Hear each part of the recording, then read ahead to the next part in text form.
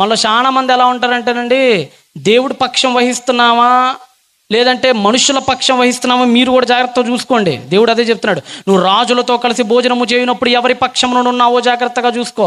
నాకు తెలిసిన తమ్ముడు ఉన్నాడు, ఇక్కడ తెలంగాణలో సిద్దిపేట వైపు పనిచేస్తుంటాడు. వాడు గుంటూరు వచ్చాడు, మంచోడే, కుర్రోడు మంచోడే, ఇదిగో ఇలానే సేవలో వాడేవాడు, ఇలానే తిరిగేవాడు, అన్ని చక్క సర్దేవాడు. వాడు మందలు పట్టేందండి వాడికి. ఏం పోయే రోగం రా, ఏంటి మందేట్రా, ఏం పురుగు పుట్టిందిరా నీ బుర్రలో, ఏం జరిగిందిరా నీకు అని అడిగితాడు. అంటాడు, అన్నా నీ తాపి పని బేల్దార్ పని చేసేవాడినా నేను, మా మేస్త్రి గారు ఉండేవారు, వాళ్ళందరూ కలిసి మందు తాగేవాళ్ళన్నా, నన్నేమో మధ్యలో కూర్చోబెట్టి నువ్వు కూడా తాగనేవాళ్ళన్నా, నేనేమో నీ చర్చికి పోతా నేను తాగనని చెప్పారన్నా. ఏయ్ నువ్వు గనక తాకపోతే నీ కూల్ డబ్బులు కట్ చేస్తానన్నాడు అన్న. నాకు భయం వేసిందన్న. 4 రోజులు కూల్ డబ్బులు రావాలన్నా, నాకు రోజుకి 600 చొప్పున దాదాపు 30,000 దాకా రావాలన్నా, 20,000 25,000 రావాలన్నా, కూల్ డబ్బులు కట్ చేస్తానన్నాడన్నా. తప్పక ఏముందిలే ఒకసారే కదా అని చెప్పేసి అలా పోసేసుకొని తాగేశానన్నా. అప్పటి నుంచి అలవాటు పడిపోయిందన్న అంటున్నాడు. సిగ్గుండొద్దురా, కూల్ డబ్బుల కోసం ఆత్మను అమ్మేసుకుంటావా దౌర్భాగ్యుడా? కూలి డబ్బుల కోసం ఆత్మలను అమ్మేసుకుంటారా? అమ్మేసుకుంటారు.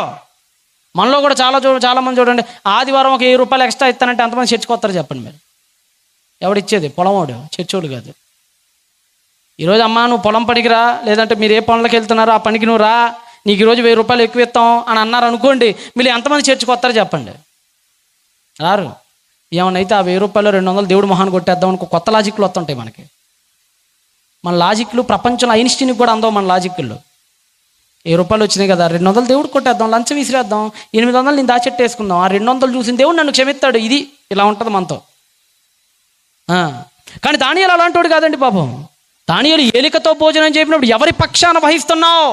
మనలో కూడా చాలామంది అంతే, వాడెవడో హట్ అవుతాడు, స్నేహితుడు ఏదో హట్ అవుతాడు.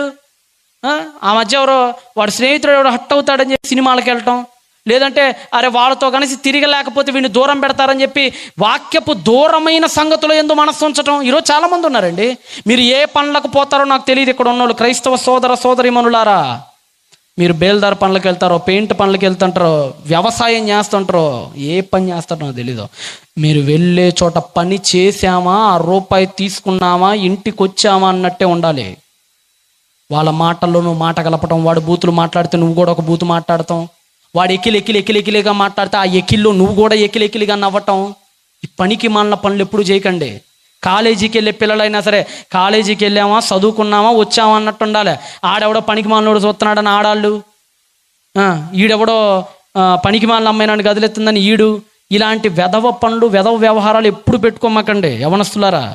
వెళ్ళిన పని చూసుకోండి. ఎవరి పక్షాన ఉన్నారో జాగ్రత్తగా చూసుకోండి. అదే అన్నాడు అక్కడ, నువ్వు ఎవరి పక్షంలో ఉన్నావో జాగ్రత్తగా చూసుకోను. ఇంకా నీవు తిండిపోతువు గనక అయితే నీ గొంతుకు ఏమంటేసుకో, కత్తి పెట్టేసుకో, కత్తి పెట్టుకో, నీ గొంతు కత్తి పెట్టుకోను అవసరమైతే.